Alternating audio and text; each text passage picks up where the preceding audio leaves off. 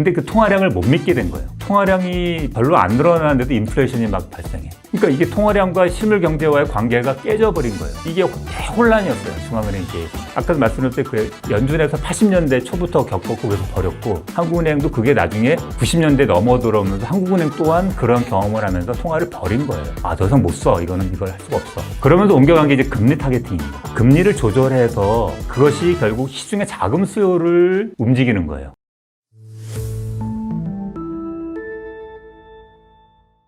김원장의 머니살롱 시작합니다. 중앙은행 잘 아세요? 한국은행에 대해서 우리가 얼마나 알고 있냐. 우리가 1년에 8번 금융통화위원회 하는 건 알고 있는데, 그래서 오늘 모셨습니다. 무려 한국은행 부총재를 역임하신 숭실대학교의 이승원 교수님 모셨습니다. 어서 오십시오. 네, 안녕하세요. 나와주셔서 감사합니다. 예, 반갑습니다.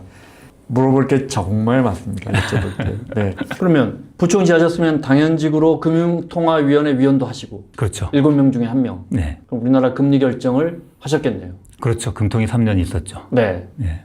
시중에 돈이 얼마나 풀리는지 그걸 결정하시는 일을 하셨단 말이에요. 네. 여쭤볼 게 많습니다. 예를 들어 금통위 분들은 회의 들어가시기 전에 서로 조금 협의를 합니까? 협의라기보다는 그렇죠. 예, 의견? 금통위는 그러니까 상근이기 때문에 네. 각자 그 금통위실이라는 한 층에 모여 계세요. 네. 그래서 왔다 갔다 뭐 식사도 같이 하실 수도 있고. 네. 그러다 보면 이제 얘기할 수 있죠. 상연스럽게 자기 그렇죠. 의견이나 뭐. 그 가운데 또 그렇게 해야 되고요, 사실은. 네. 네.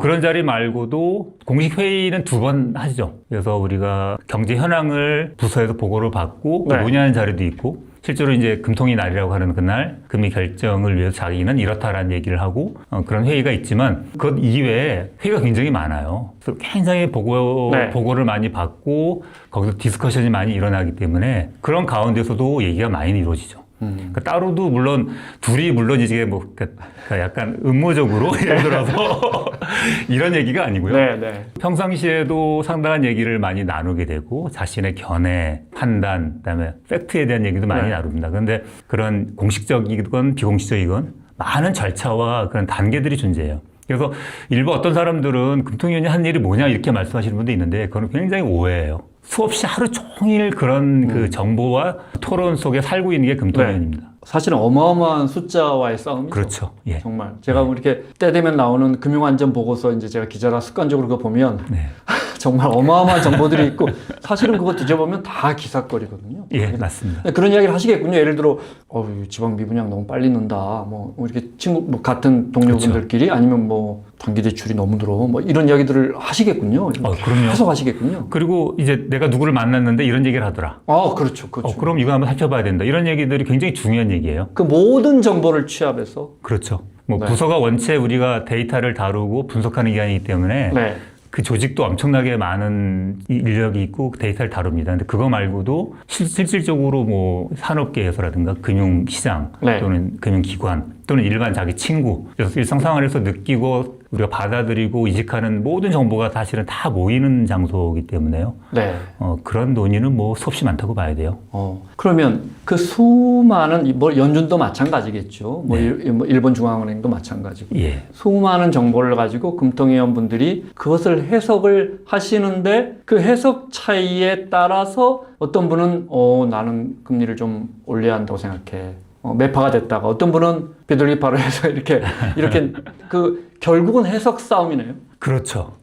해석으로 결국은 종결이 됩니다. 그리고 이제 데이터를 똑같이 보는 분들 하더라도 말씀하신 대로 해석 차이에 따라서 나는 이 데이터가 중요하다고 생각해. 이 데이터는 나는 못 믿겠어. 예를 들면 이 데이터는 단기적이야. 이 데이터는 좀 중심적으로 계속 기초적으로 가는 거니까 이걸 중심으로 봐야 돼. 뭐 예를 들어서 지금 연준의 그 월시 신임 의장이 지금 자기는 옛날에 PC 물가보다 트림드 물가라는 걸 중요하게 생각, 이렇게 얘기하잖아요. 그게 뭐죠? 그런 물가보다? 그런 물가보다 물가 지표를 내는데 증가율이 구성 요소 중에 굉장히 높게 가는 것과 낮게 가는 것들이 존재하거든요. 그럼 양극단은 너무 이상치다. 그러니까 떼고 봐야 된다라는 게 트림드 인플레이션, 이런 게 또 개념을, 그 지표를 발표하는 기관이 또 연준에 따로 있어요. 그러니까 이건 데이터를 해석하는 게 굉장히 다를 수 있는 거거든요. 뭐가 중심이다, 뭐가 중요하다. 이거는 그냥 단기적이다. 이렇게 보는 차이가 존재하죠, 실제로. 그래서 흔히 이런 걸 이제 우리는 또 구분 짓는 거 좋아하니까 매파와 비둘기 바로 나누잖아요. 예. 그럼 우리 금통위원 중에도 예를 들어 보시면 뭐 수십 년 동안 사람의 기질과 성향이라는 게 있잖아요. 그래도 나는 성장이 중요해. 나는 본연의 임무가 물가 안정인데 이렇게 나눠지는데 그런 게 느껴지세요? 같은 동료분들끼리? 그럼요. 아, 그래요? 그거는 사실 눈에 보입니다. 아, 그리고 그거는 본인의 어떤 철학적인 차이, 뭐 예를 들어 삶의 배경의 차이, 네, 네. 또는 경력의 차이가 많이 이제 의존하겠지만 무엇이 중요하다고 하는 거는 건 데이터로 증명하기가 어려운 거예요. 그렇죠. 네, 네, 판단의 문제이고 네, 네. 좋다 나쁘다의 문제 이런 거이거든요. 그래서 성장과 가령 물가만 보더라도 나는 물가는 조금 그런다 하더라도 성장이 더 중요하다고 생각해. 먹고 사는 게 중요하지 않아. 물가는 조금 괜찮지 않아? 네, 네. 이렇게 얘기하시는 분이 존재하지만 결국 성장보다는 결국 물가, 돈의 우리 한국은행이 이런 돈의 가치를 지키는 곳이니까 그래도 우리는 물가 안정을 최우선으로 잡아야 되고 네. 뭐 이렇게 판단하기도 하세요. 근데 물론 이거는 한국은행 그 프레임워크라고 그러거든요. 통화정책의 운영 체계 안에서 그래도 물가가 더 중요하다. 뭐 이런 네. 것들은 존재해요. 연준도 마찬가지예요. 연준도 그 장기 롱텀 그 통화정책의 프레임워크라고 하는 게 존재하는데 그 안에도 논리적으로 이렇게 잡고 있어요. 네. 근데 그거는 이제 학문적인 영역이고 경험적인 영역이긴 한데 그거 이외에 그렇다 하더라도 본인의 취향, 뭐 판단, 여러 경험에 따라서 소위 말해 매파적으로 갈 수도 있고 비둘기적으로 갈 수도 있고 그런 성향의 차이는 상당히 많이 보입니다. 교수님이 쓰신 돈의 변신, 돈은 어떻게 우리 삶의 주인이 되었나. 이거 잠시 후에 또 제가 책에 관련돼서 좀 몇 가지 여쭤보고요. 제가 들은 이야기 중에 금통위원분들이 이제 금리에 대한 의견을 낼 때 부총재는 예. 반드시 아마도 총재와 의견이 같다. 맞아요? 이 말이? 그게 일종의 뭐 당연하다기보다는 네. 모양새가 안 좋으니까 부총재와 총재가 하는 총재와 부총재가 누구는 금리를 올려야 한다고 그러고 누구는 저 그냥 그대로 두자고 하면 이게 뭔가 좀 불협화음인가? 글쎄 이제 그거를 어떻게 말씀드려야 폴리티컬리 커렉트한지 모르겠는데 네. 그러니까 일단은 그러니까 뭐냐면 하는 집행부라고 그러거든요. 네. 금통위원이 7분 계시지만 그중에 2분은 총재 부총재가 하는 조직 안에 존재하잖아요. 그렇죠. 네. 나머지 5분이야 이제 네. 외부에서 오신 분들이 많고 최고 의사결정기구이지만 근데 부총재와 총재는 이 최종적인 통화정책 의사결정 과정에 존재합니다. 최종적으로 뭐 조사국이나 국제국이나 뭐 금융시장국 이런 데서 네. 의결 안건을 올리잖아요. 네. 그럼 그 의결 안건 과정에 네. 부총재와 총재가 사인을 하는 거예요. 금통에 올라가는 안은 총재의 부의에 의해서 올라가는데 네. 총재가 부의한 안 밑에는 부총재가 사인을 하거든요. 네. 그러니까 자기가 사인한 네. 건데 부인을 하면 어떡해요? 그 일단 논리적으로 말이 안 되죠. 그런데 이제 그 안에서도 미묘한 차이는 있을 수 있습니다. 물론 이제 총재, 부총재가 이게 항상 똑같은 건 아니니까. 그렇지만 최종적으로 그 의사 결정하는 과정에서는 동의하는 거죠. 그런 과정에 동의한다고 하니까 사실 네. 논리적으로 그것이 다르면 안 되는 건데 간혹은 이게 다르게 나올 수 있어요. 그 과거의 의사결정 과정을 보면 부총재가 총재하고 다른 얘기를 했네? 네. 가령 지난번에도 전체 의결은 금리 동결 이렇게 나왔지만 부총재는 인상 의견을 냈단 말이에요. 아, 그랬군요. 그쵸? 네. 그러면 총재는 당연히 동결하는 쪽에 갔을 거라고 생각이 되는데 네. 부총재는 아니잖아요. 그럼 이게 뭐냐? 그런 안에서는 자유도를 허용하는 것들이 존재하는 거죠. 최종 안은 올라오지만 네. 거기서 뭐 각 의원은 자유롭게 의견을 개진한다라는 측면을 이렇게 할 때도 있고요. 아니면 그거를 좀 더 타이트하게 의사결정을 이제 몰아갈 때도 있고, 그리고 또 전략적으로 때로는, 이거 솔직한 말씀입니다만, 이번엔 나눠서 하자. 아, 그럴 수도 있겠군요. 그렇죠. 단계적으로 이번에는 뭐 동결하지만, 네. 다음번에는 올려야 되니까, 올리는 시그널을 주기 위해서, 한두 명이 좀 해줘, 손들어야 되니까. 그러면 부총재가 이걸 나서라. 이렇게 얘기할 수도 네. 있는 거예요. 그래서 여러 가지 그거는- 경우의 수가 있겠네요. 여러 가지 경우가 존재합니다. 갈수록 어려운 질문을 드립니다. 정부가 재정 확대하고 있습니다. 세수가 좋아서. 네, 뭐 어떻게 보면 그 어느 해보다도 재정을 확대하기 좋은 해입니다. 네, 재정 적자 폭도 커지고 있지만, 네, 시중에 돈이 늘어날 겁니다. 우리 그렇게 알고 있는데요. 그런데 한국은행은 아마 이제 금리를 올릴 것 같습니다. 이달 금통위에서라도요. 네. 그러면 정부 입장에서는 이 경기 좀 살려보자는데, 예를 들어 골목 경기 이렇게 안 좋은데, 근데 중앙은행이 안 도와주네? 이렇게 생각할 수도 있을 것 같아요. 그 문제는 그렇게 단순하게 얘기할 수 있는 건 아니라고 생각이 되고요. 먼저 일단 재정 문제만 보더라도 말씀하신 대로 세수가 지금 많고 아직은 그렇게 많이 들어온 건 아니죠. 네, 근데 네, 특히 내년에 세수가 엄청날 거란 예상이 되죠. 네. 삼전닉스라든가 기타 뭐 엄청난 돈 수익이 예상이 되고 그것이 법인세로 들어오게 되면 내년에는 아마 세수가 넘쳐날 수도 있잖아요. 올해는 약간 다를 수 있죠. 올해는 아직까지 세수가 그렇게 들어온 건 아니니까. 근데 돈을 써야 되니까. 근데 저는 기본적으로 지금 정부가 발표하는 거 보면 재정 규정안에서 그렇게 벗어나지는 않고 있어요. 단기적으로 위아래로 올라가긴 하지만 네. 그렇게 소위 말해 확장 지정으로 그러니까 시장에서 채권을 발행해서 돈이 부족하니까 세수가 부족하니까 채권을 발행해서 차입한 돈으로 재정을 확장하는 이런 정책까지는 안 가고 있다고 저희는. 빚을 내지는 않고 있다. 예, 아직은 그 단계가 계획한 아니고. 것보다 더 많이 내지는 않고 있다. 그렇죠. 네. 그리고 이미 예고가 되고 있고 누구나 다 지금 생각하듯이 세수가 엄청날 거라고 생각이 되거든요. 근데 그 세수만큼을 안 풀면 오히려 긴축 재정이 되는 거예요. 그렇군요. 그렇잖아요. 네, 경제에서 벌어들인 돈을 세금이 들어왔는데 그 돈을 안 쓰게 되면 그리고 만약 그걸 일부 채권을 회수하게 되면 일종 긴축 재정이거든요. 경기가 너무 화랑이니까 네. 좀 천천히 가자라는 의미로 그렇게 할 수가 있어요. 근데 전혀 지금 정부가 내년까지 본다면 좀 길게 본다면 긴축 재정으로 가는 상황은 아닌 거로 보이고요. 또한 그것이 통화 팽창으로 나타나지는 않습니다. 설사 정부가 돈을 많이 푼다 하더라도 네. 만약에 그걸 채권을 발행해서 시중에서 조달하는 거라면 중앙은행이 돈을 만들어내는 그러한 통화 팽창으로는 안 가요. 통화 팽창으로 가려 그러면 중앙은행이 정부 채권을 사주면 됩니다. 그 말씀은 정부가 국채 발행해서 시중에 돈을 풀어봤자 그 국채를 인수하는 주체가 80~90%는 국내에 있으니까 그렇죠. 예. 결국 그 돈이 일로 와서 정부가 다시 돈을 푸는 거니까 예. 시중 통화량이 크게 늘어나지는 않는다. 예, 그렇습니다. 그게 소위 경제학 원론에서 얘기하는 구축 효과가 나타나는 거거든요. 네. 정부가 한쪽에서는 확장 재정을 하지만 네. 그거를 재원을 조달하기 위해서 채권을 발행하게 되면 채권 금리가 올라가거든요. 네. 그럼 확장 재정에 의한 플러스 효과가 채권 발행에 따른 금리 상승 효과로 구축이 된다라는 게 구축 효과. 네. 경제에서 원론적으로 이미 정립된 이론이고요. 네. 근데 이런 상황에서 만약에 그 채권을 네. 중앙은행이 사주면 새로운 돈이 신규 창출되거든요. 네. 돈은 중앙은행이나 은행이 만들어내는 건데. 이 말하는 양적 완화. 그렇죠. 네. 그 양적 완화가 이루어진 게 우리가 이제 많이 아는 2008년 이후에 미국 연준에서 그리고 2020년 이후에 네. 팬데믹 이후에 엄청난 양의 국채를 사들였거든요. 그게 양적 완화이고 그것이 중앙은행에서 만들어진 그 돈의 확장이었죠. 그거 좀 구분할 필요가 있습니다. 그러면 우리가 흔히 댓글 보면 추경 또 해야지고 돈을 이렇게 풀면 이 물가를 어떻게 감당해? 이 말은 그러면 많이 틀린 겁니다. 예, 그거는 표면적으로 그대로 이해를 좀 잘못하시는 거예요. 정부는 돈을 만들어낼 수 없습니다. 시중에 있는 돈을 걷어들여서 네. 푸는 조치이지, 그러니까 돈의 순환을 일으키고. 그렇군요. 정부 어떤 기관도 번원통화를 만들 수 있는 부처가 없네요. 생각해보니까. 제 책에 이제 그게 좀 잘 설명이 되어 있다고 저는 네. 생각하는데 돈은 부채를 통해서 만들어지는 거거든요. 네. 지금 옛날에 이렇게 돈의 기원을 올라가면 뭐 금속 화폐랄까 그 자체가 물질적인 그 가치를 가지고 돈을 썼던 때가 있었어요. 네. 그런데 현대 경제는 너무 커졌기 때문에 그러한 본원적인 통화를 가지고는 감당이 안 되는 거예요. 그것이 근본이제가 기본적으로 실패했던 이유, 그것을 벗어나게 된 근본적인 이유가 되고 그 이후로는 어떤 돈도 지금 실물적인 가치를 기반으로 하지 않습니다. 네. 그 지금 현대에서 아까 말씀드린 은행의 예금이란 돈과 중앙은행의 본원통화라는 돈은 다 부채 형태로 띄고 있어요. 네. 금융기관이 부채를 만들어서 그거를 유통시키는. 네. 우리가 갖고 있는 현금 5만 원짜리 지폐 있지 않습니까? 이건 한국은행의 부채예요.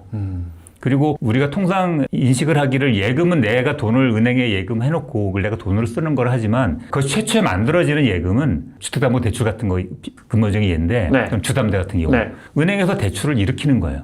그럼 은행 밸런스 시세에 은행이 자산으로 차입하는 사람들한테 대출 채권이 생기고 차입하는 사람한테는 예금이라고 하는 자산이 생기고 이게 돈입니다.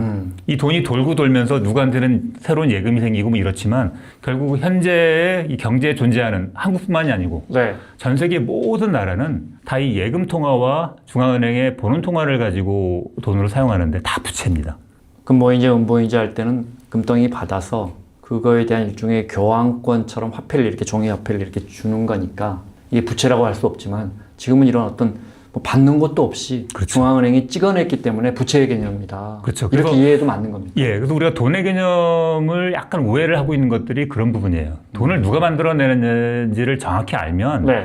정부가 그렇게 재정 확장 재정을 한다 해서 돈이 만들어지는 게 아니라는 걸 이해할 수 있습니다. 돈은 금융기관이 만들어낼 수밖에 없어요.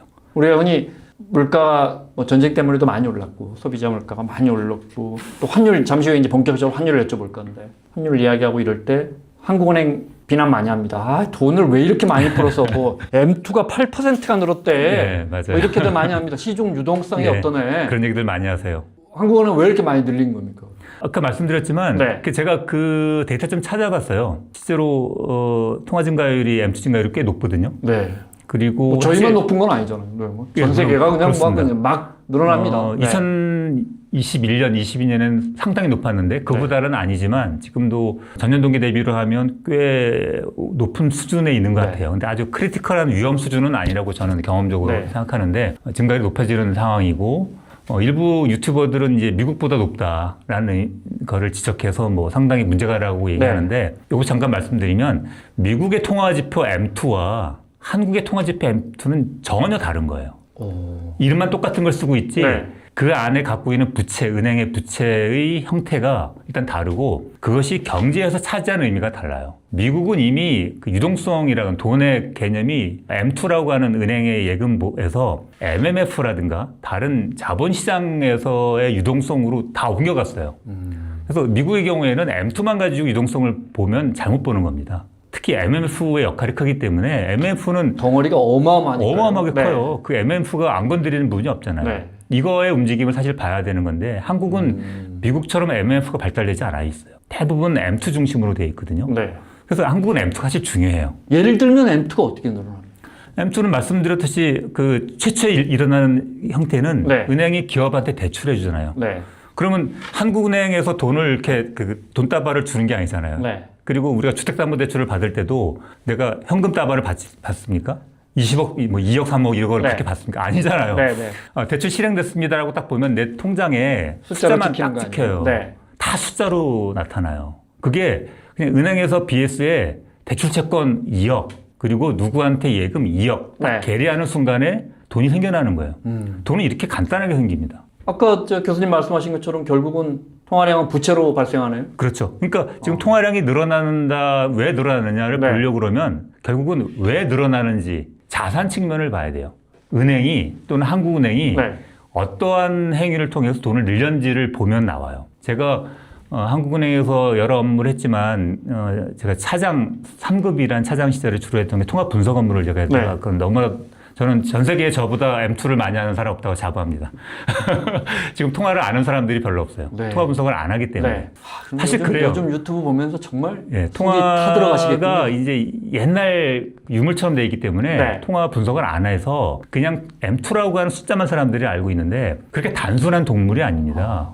그리고 그렇게 간단하지 않고 많은 숫자가 왜곡이 되어 있고 그렇게 쉽게 이해하기가 어려워요. 그래서 우리가 통화를 버렸어요. 누구는 이거를 통화가 우리를 버렸다고 표현합니다. 얘가 움직일 때 어떤 의미도 있을 수 있으니까 보긴 보거든요. 근데 아까 말씀드렸듯이 현재 M2가 왜 늘어나느냐를 제가 데이터를 쭉 봤어요. 그러니까 은행의 공급 사이드를 보니까 최근에 M2가 늘어나는 대부분은 기업 대출에 의해서 늘어나요. 네. 기업 대출 증가율이 이렇게 늘고 있는 그 움직임과 그 M2의 증가율이 비슷한 패턴을 보이고 있고 양쪽으로 나타나고 있어요. 작년 하반기부터 그런 양상이 좀 뚜렷하게 나타나요. 네. 기업이 화랑인 거예요. 기업의 대출이 늘어나고 있는 거죠. 그럼 투자가 늘어난다는 뜻이잖아요. 그렇죠. 네. 기업이 어떤 의미로 물론 이제 기업에 안 좋은 부분들도 꽤 있잖아요. 지금 자영업자들 굉장히 안 좋잖아요. 자영업자의 상당한 부분은 정부가 지원하는 저금리, 한국은행도 많이 지원하고 있어요. 네. 이런 부분에서 연명하고 있는 기업들도 존재하지만 네. 네. 실제로 지금 팽창하고 있는 기업들도 꽤 되잖아요. 대표적인 게 뭐 반도체 업체들. 그리고 그 옆에 있는 뭐 소부장, 뭐 여타 상당한 기업들은 특히 대기업 쪽에서는 사업을 확장해야 되고 거기에 따른 자금 소요가 존재하기 때문에 은행이 그쪽으로 대출이 나가고 있어요. 특히 은행이 최근에는 그 가계대출에 대한 규제가 심하니까 네. 가계대출을 못하니까 이제 기업대출을 이게 사실 삐져나가는 부분이 네, 존재해요. 네. 은행도 영업을 가계대출을 할 수는 없으니까. 우리는 뭐 돈 빌려줘야 존재하는 기관이니까요. 그러니까요. 은행이 네. 돈을 어디서 벌어요? 대출을 해야 네. 우리나라는 대부분 예대에 의존하는 은행들인데 대출을 해야 마진이 생기지 않습니까? 그러니까 기업 대출이 늘어나고 있어요. 그래서 이 부분이 과연 어떤 의미를 갖는지는 분석해 봐야 돼요. 이게 어떤 지금 인플레를 유발하거나 어떤 경제 과잉의 어떤 그런 것들을 만들어내는 건지 아니면 자연스러운 지금 경제가 확장되는 과정에서 자금의 수요에서 만들어지는 건지는 파악해 봐야 됩니다. 그 크기가 얼마인지는 네. 그렇게 중요한 것 같지는 않아요. 근본적으로 대출로 인해서 시중의 유동성이 늘어난다. 시중에 돈이 풀린다는 말은 우리가 그럼 댓글에 한국은행 왜 이렇게 돈을 많이 풀었어? 라고 지적하는 거는 맞는 말은 아니네요, 경제학. 아니죠. 이제 사실은 돈은 시장이 푸는 거네. 네. 옛날이라 그래도 1990년대입니다. 네. 제가 이제 처음 한국은행에 제가 91년도에 들어가서 그 이후로 한 적어도 5년, 6년 정도는 통화량 관리를 했어요. 그래서 한국은행이 돈을 풀고 죄는 것에 의해서 은행의 예금이 오르고 내리는 그런 영향을 미쳤어요. 네. 소위 말하는 외생성이라 그러는데 이게 항상 돈이 은행 대출에 의해서 내생적으로 결정되는 것일 수도 있지만 과거에는 중앙은행이 다 돈을 풀고 줬어요. 맨날 제가 알기로 이것도 몇십 년 전 이야기지만 시중은행하고 한국은행이 RP 사고 팔고 하면서 이렇게 금리 조절하고 이러면서 시중 유동성 조절하는 거 아닙니까? 그렇죠. 그게 이제 우리나라는 2000년도에 들어와서 바뀐 제도인데 그 전에는 금리는 사후적으로 결정되는 것이었고 네. 외생적으로 돈의 양을 결정하는 주된 흐름은 한국은행이었어요. 한국은행이 은행한테 대출을 해주는 또는 지급 준비를 올리고 내리고 하는 것에 충격에 의해서 은행이 대출을 더 많이 하거나 덜 하거나 하라고 하는 네. 파급 경로를 가졌어요. 쉽게 말해서 한국은행이 키를 쥐고 있었다. 그렇죠. 그때까지는. 옛날엔 네. 그랬어요. 네. 지금도 그럴 수도 있는데 지금도 그렇지 않다가 말이 안 되죠. 옛날엔 그걸 돈의 양으로 조절했다는 거죠. 지급준비금의 양이랄까. 네, 네. 그때 한국은행이 은행에 대출을 많이 해줬거든요. 네.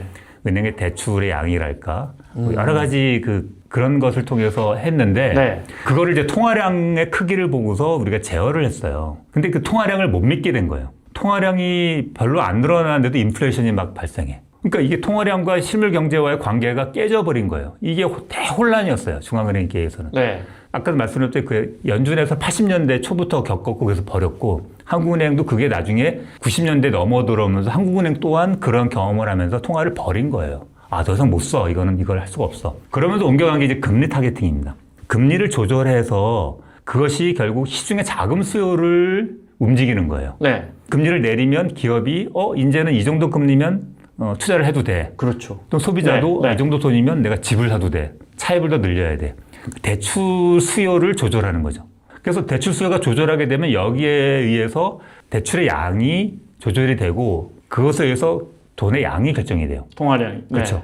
그러니까 똑같이 한국은행이 전체 돈의 양을 결정하는 건 맞는데 옛날에는 직접적인 통화량 자체를 네. 갖고 돈을 푼다 쥔다라는 개념으로 했지만 지금은 돈을 푼다 쥔다가 아니고 금리를 올린다 가지고. 내린다 네. 해서 시중의 자금 수요를 컨트롤하면서 돈의 네. 양을 조절하는 소위 말하는 간접식으로 바뀐 거예요. 그러면 기준금리를 올려서 시중에 돈을 좀 흡수해야겠어요. 유동성을 좀 흡수해야겠어요. 그러면 하는 총재가 이렇게 메가폰 들고 그 남대문에서 돈 좀 갖고 들어오세요. 이렇게 하는 건 아니잖아요. 그렇죠. 구체적으로 이번 금통위에서 금리를 25bp 정도 올렸다. 그러면 그 다음에 이제 시중은행과 어떤 일이 벌어집니까?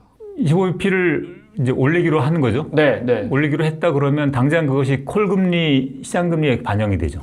우리는 기준금리라고 하는 네. 그거는 한국은행과 RP라고 하는 리포 거래를 하는데 네, 네. 일주일짜리를 하는데 그 금리를 결정하게 되고 그 금리를 결정하게 되면 이것이 은행 간의 하루짜리 초단기 자금을 거래하는 시장, 큰 시장이 존재하죠. 그 네. 콜 마켓이라고 네, 하는데 네. 콜 시장에서 금리가 바로 반영이 됩니다. 바로 반영이 되면 은행 입장에서는 그 콜 시장의 금리라고 하는 거는 내가 오늘 지준이라고 하죠. 네. 결제 자금을 네. 막거나 모자라면 빌려와야 되고 다른 은행에서 네, 네. 남으면 그것이 무수익 자산이 되니까 누군가한테 빌려줘야 돼요. 이것을 서로 주고받는 시장이 콜 시장인데 그 금리가 25bp가 올라가는 거예요. 또는 한 50bp가 올라가는 거예요. 그러면 한은이 올리는 겁니까? 시장이 알아서 우리가 올리는 거죠. 그렇죠. 네. 우리가 올리는 것에 의해서 한국은행이 올린 것에 의해서 그래서 수조의 콜금리가 물처럼 이렇게 올라가면 계속 온도를 높이는 거군요. 그렇죠, 그러니까. 그렇죠. 그 수위를 올리면 그 25bp가 하루짜리 금리에 반영이 되는 게 은행 네. 입장에는 어떻게 되냐면 내가 잘못하면 자금 운용을 너무 내가 과하게 하면 네. 한마디로 대출을 많이 하게 되면 결제 자금이 부족할 수 있어요. 그러면 나중에 25bp를 더 벌어야 되네? 따져보는 거죠. 그렇죠. 네. 그럼 네. 대출을 이제 좀 자제해. 한국은행이 이번에 금리를 올렸으니까 소위 말하는 네. 조달 비용이 올라갔으니 우리가 나중에 대출을 많이 하고 나서 결제 자금으로 돌아올 때 그거를 조달할 수 있는 금리를 많이도 부과해야 되고 네. 또는 대출 금리를 올린다 이 말씀이시죠? 그렇죠. 네. 그러니까 이게 결국 콜 금리가 대출 금리의 상승으로 이어지게 되고 또는 채권 금리의 상승으로 올라가게 되는 네. 거죠. 네. 그러면 금리가 전반적으로 올라가게 되면 돈을 빌리는 사람들, 가게든 그 기업이든 간에 네. 어떤 경제 활동을 이제 좀 움츠리게 되죠. 그러니까 이런 원리에 의해서 이제 통화량이라는 개념도 그렇게 이해를 하셔야 되죠. 사실은 학교에 있는 교수님들께 물어봐도 이게 정확한 답은 안 나오는데 이 실물과 이론을 다 하신 분께 여쭤보니까 이게 정말 과외받는 느낌입니다. 궁금한 거 다 여쭤봐야겠습니다. 예를 들어요. 그런데 전쟁 나고요. 예를 들어 미 국채금리 튀어오르고 우리 국채금리 이건 이제 장기금리가 되겠죠. 국채금리 튀어오르면서 그럼 국채금리가 튀어오르니까 우리가 흔히 뭐 10년물 국채금리가 시중금리하고 뭐 연동된다. 국채금리 튀어오르니까 시중금리가 뭐 퍽퍽 튀어올라서 우리처럼 가계부채가 많은 나라, 주택대출이 많은 나라에서 이자율이 또 이만큼 뛰었어요. 예를 들어 한 0.5% 뭐 전쟁 이후에 한 그 정도 대략 뛴 것 같은데요. 이것도 잘 이해가 안 됩니다. 예를 들어 새로 오신 하는 총재는 금리 좀 올리려 했는데 이미 다 올랐는데 이런 건 어떻게 봐야 하는 겁니까? 전후가 어떻게 되는 건가요? 그러니까 이제 그게 실제로 이제 쉽지 않다라고 하는 거죠. 네. 한국은행이 모든 걸 다 통제할 수 있다면 뭐가 문제가 되겠습니까? 그렇죠? 그럼 쉽죠. 근데 그것도 처음에 우리가 얘기했듯이 그렇게 많은 정보를 얘기하고 서로 판단이 다른 이유는 네. 이게 한국은행이 그 통화량을 그러니까 그 기준금리를 통제할 수 있는 거는 완벽하게 통제할 수 있어요. 그리고 한국은행의 지준량을 통제하는 거는 완벽하게 조절할 수 있어요. 그건 한국은행 손바닥 안에 있는 겁니다. 정말 부처님 손바닥에 안에 있는 것처럼 우리가 완벽하게 통제를 해요. 네.